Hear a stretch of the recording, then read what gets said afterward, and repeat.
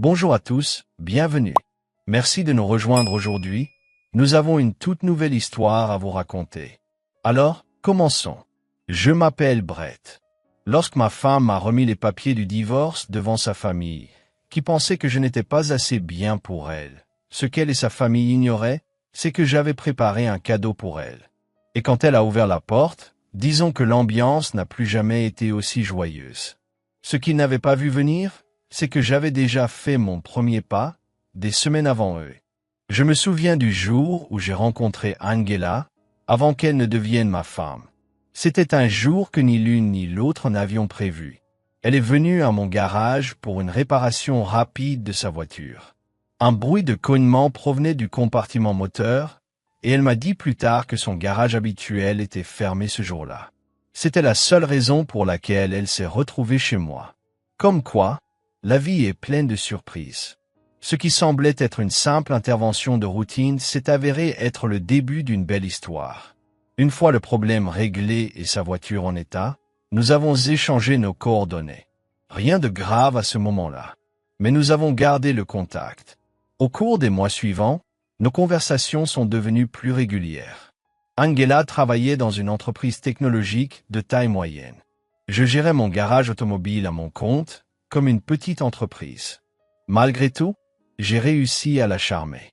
Je ne sais pas exactement comment c'est arrivé, mais elle est tombée sous mon charme, et on a commencé à sortir ensemble peu de temps après. À l'époque, tout était parfait, on prenait notre temps, jour après jour. Mais les choses ont commencé à changer dès qu'on a évoqué le mariage. C'est à ce moment-là que j'ai commencé à remarquer que tout le monde ne nous soutenait pas. Dès le début, sa famille ne m'a jamais vraiment accepté. J'ai essayé de ne pas y prêter attention. Je me suis dit qu'elle m'aimait. C'est tout ce qui compte. La vie de sa famille n'a aucune importance. Mais je me suis trompé. Angela était très proche de sa famille. Ils faisaient toujours tout ensemble.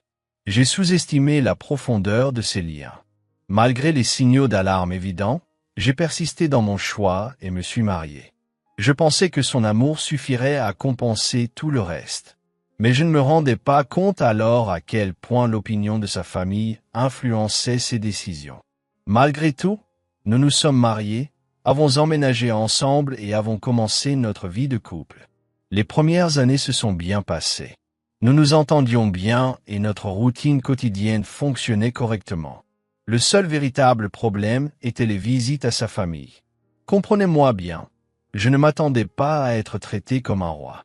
Mais on s'attend à une certaine façon d'être reçu quand on est marié à la fille de quelqu'un. Un minimum de courtoisie, voire un peu de chaleur humaine. À chaque fois que nous allions là-bas, j'avais l'impression d'être un étranger.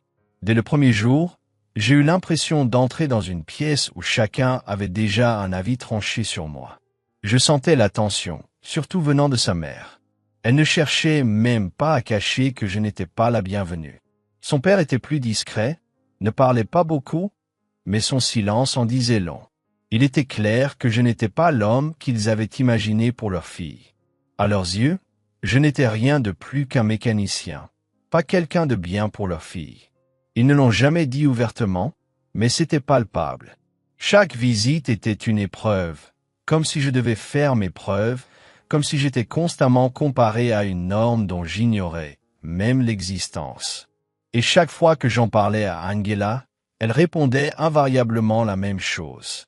Vous n'êtes pas obligé de les aimer, juste de les tolérer. Nous ne vivons pas avec eux, nous leur rendons seulement visite. Au début, j'ai essayé de comprendre son point de vue. Je pensais pouvoir faire bonne figure à chaque visite, agir comme si de rien n'était et supporter la situation pour elle. Ça a marché un temps, mais au fond, j'ignorais quelque chose d'important.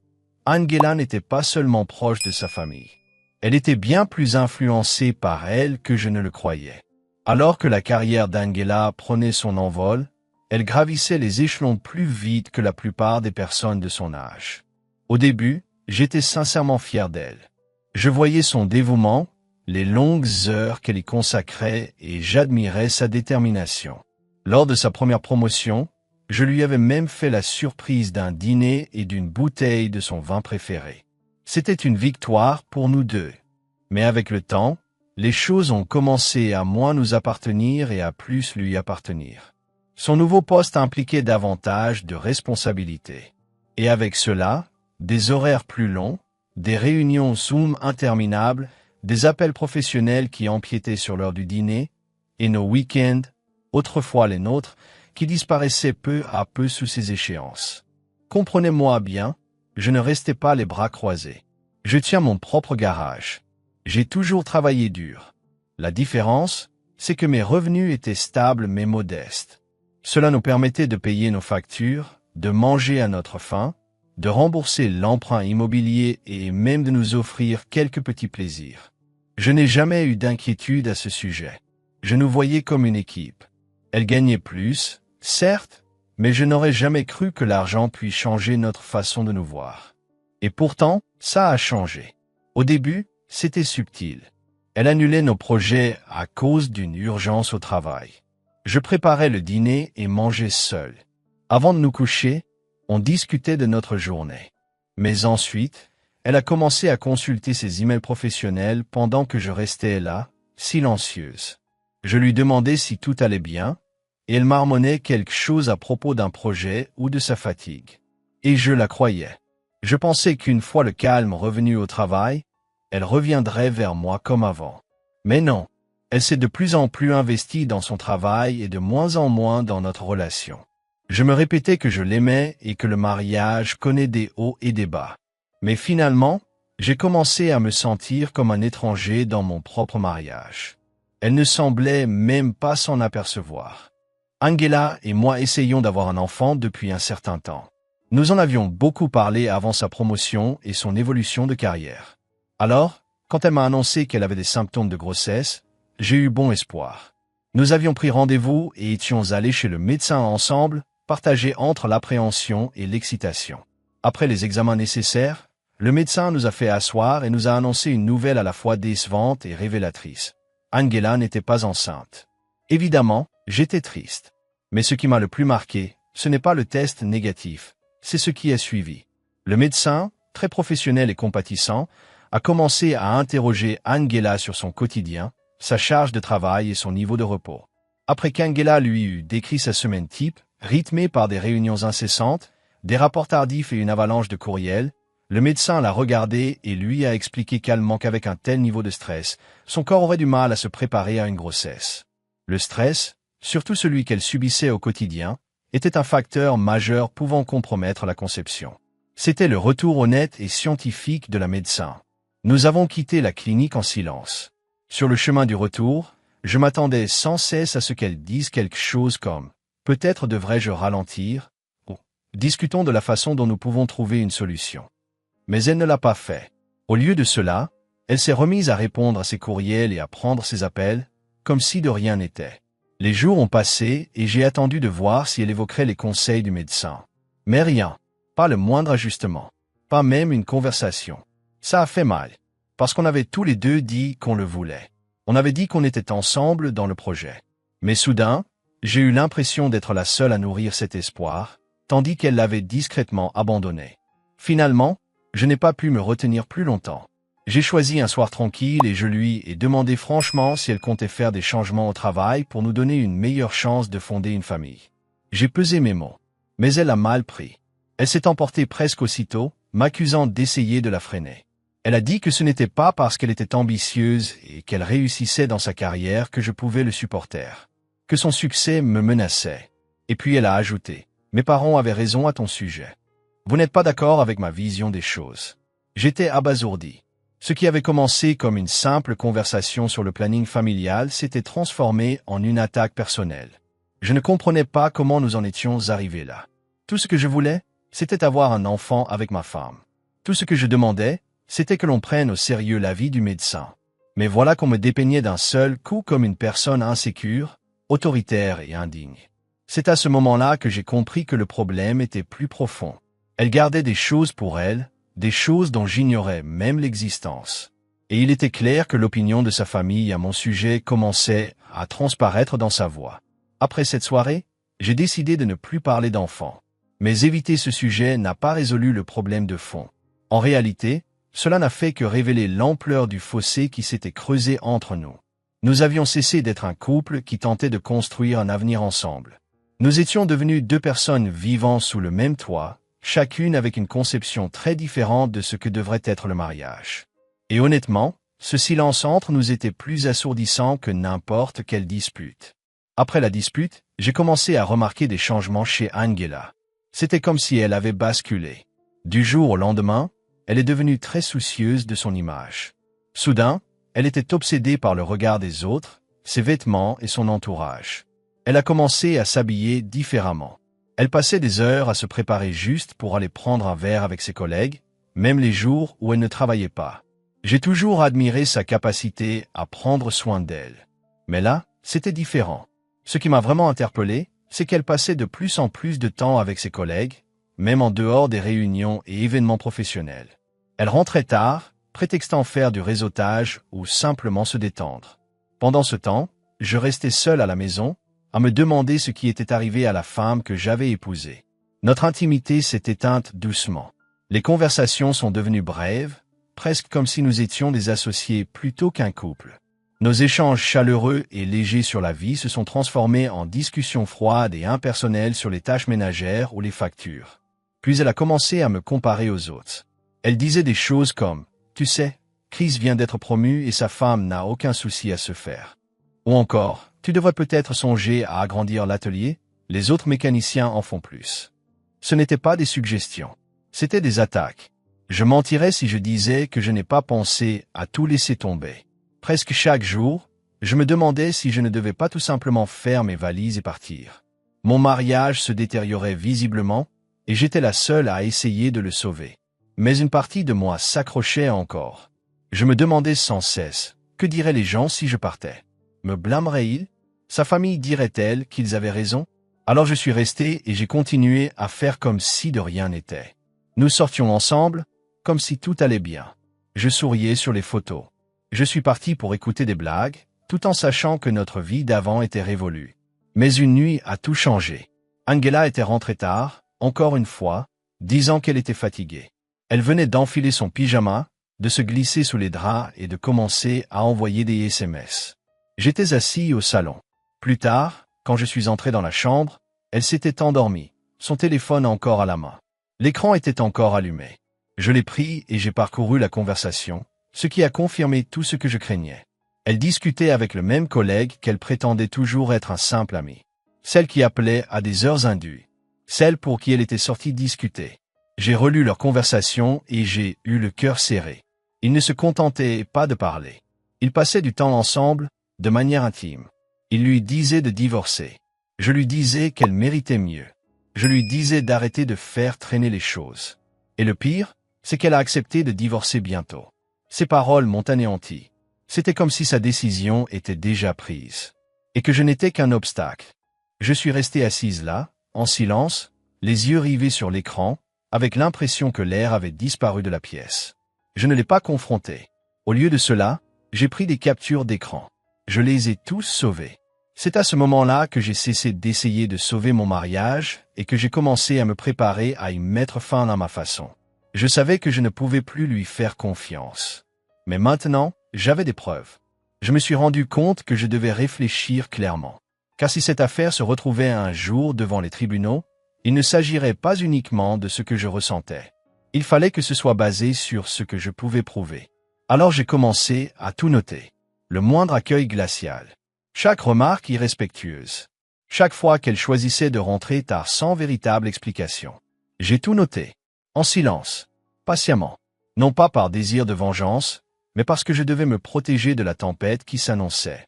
Un soir, on s'est disputé quand j'ai évoqué l'idée de consulter un conseiller conjugal. Elle n'a pas simplement refusé. Elle s'est emportée. Ses paroles étaient blessantes. Et elle a clairement fait comprendre qu'elle ne souhaitait pas sauver notre mariage. Je savais que cette conversation était importante. Alors je l'ai enregistrée. Ça peut paraître extrême. Mais quand on est marié à quelqu'un qui est déjà émotionnellement détaché et qui prépare probablement son départ, je ne me laisserai plus prendre au dépourvu. Mais je savais que cela ne suffisait pas. Il me fallait une preuve irréfutable de cette liaison. Pendant des semaines, j'ai essayé de la suivre les jours où elle rentrait tard. Je surveillais ses déplacements, j'attendais près de son travail, et je passais même en voiture devant des endroits qu'elle fréquentait. Mais rien n'y a fait. Elle était prudente, ou tout simplement chanceuse. Quoi qu'il en soit, je n'y arrivais pas. C'est là que j'ai compris que je ne pouvais pas y arriver seul. J'ai donc contacté un détective privé. Je lui ai donné tout ce que je savais. Ça n'a pas pris longtemps. Moins d'une semaine plus tard, l'enquêteur m'a remis des photos et des vidéos. Angela était avec lui. Elle ne cherchait même plus à le cacher. C'était tout ce qu'il me fallait. J'avais maintenant des captures d'écran de leur conversation nocturne, l'enregistrement audio où elle refusait la thérapie avec une violence inouïe, et maintenant la preuve visuelle de sa liaison. Avec tous ces éléments réunis, j'ai appelé mon avocat. J'ai déposé une demande de divorce juste avant Thanksgiving. J'avais les papiers en main, mais je ne les ai pas signifiés immédiatement. J'ai attendu. Nous passions toujours Noël chez ses parents. Et s'il y avait bien un endroit où je me sentais constamment rabaissé et mal accueilli, c'était là. Mais cette fois-ci, j'allais me comporter différemment. J'étais sur le point de leur offrir un moment inoubliable. À l'approche de Noël, mon mariage avec Angela était déjà terminé. Nous ne faisions que jouer la comédie. Mais derrière tout cela, il n'y avait que silence, tension et distance. L'amour avait disparu depuis longtemps. Le respect aussi. Malgré tout, je ne m'attendais pas à ce que le matin de Noël se déroule ainsi. Nous sommes arrivés chez ses parents la veille de Noël. C'était la tradition. Mais cette fois, c'était différent. J'étais silencieux, plus que d'habitude. Je participais à peine aux conversations. J'attendais le bon moment. Puis arriva le matin de Noël. Tout le monde était réuni dans le salon, on déchirait le papier cadeau et on distribuait les présents. Je suis resté assise là, laissant la scène se dérouler. C'est alors qu'Angela s'est approchée de moi, tout sourire, et m'a tendu une enveloppe soigneusement emballée. Elle n'a pas dit grand-chose, se contentant de rester là, l'air assuré, comme si elle savait exactement quelle réaction elle allait susciter. Je l'ai ouverte lentement. J'avais déjà un pressentiment. Mais même alors, le voir de mes propres yeux, c'était autre chose. Les papiers du divorce, déposés quelques jours auparavant. Alors que je tenais le document entre mes mains, sa famille s'est mise à rire. Ils s'en amusaient, mais je n'ai pas bronché. J'ai levé les yeux vers Angela et j'ai dit « C'est drôle, j'ai aussi quelque chose pour toi. » J'ai attrapé une petite boîte cadeau noire derrière la chaise. Elle a paru surprise un instant, comme si elle ne s'attendait pas à ma réplique. Elle a déballé lentement, et dès qu'elle a ouvert le couvercle, tout a basculé. À l'intérieur de la boîte se trouvaient mes papiers de divorce, déjà signés. Il y avait aussi des photos imprimées d'elle et de l'homme qu'elle fréquentait en cachette. Il y avait des captures d'écran de leurs messages privés. Mais ce n'était pas tout. J'avais également inclus une clé USB. Je lui ai dit qu'elle voudrait peut-être regarder les vidéos quand elle serait seule.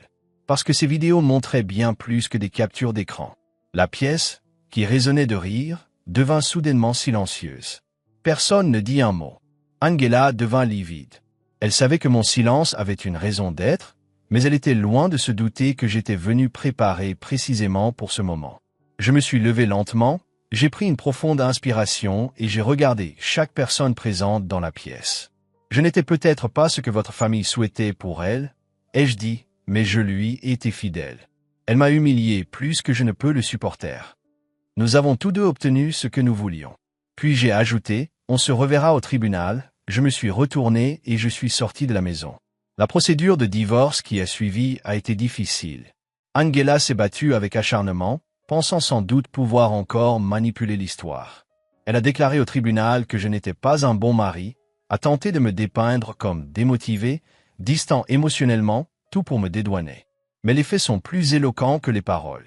Les preuves que j'ai apportées concernant son infidélité, sa négligence affective et la façon dont elle m'avait délibérément éloigné de moi au sein de notre mariage ne laissaient aucun doute.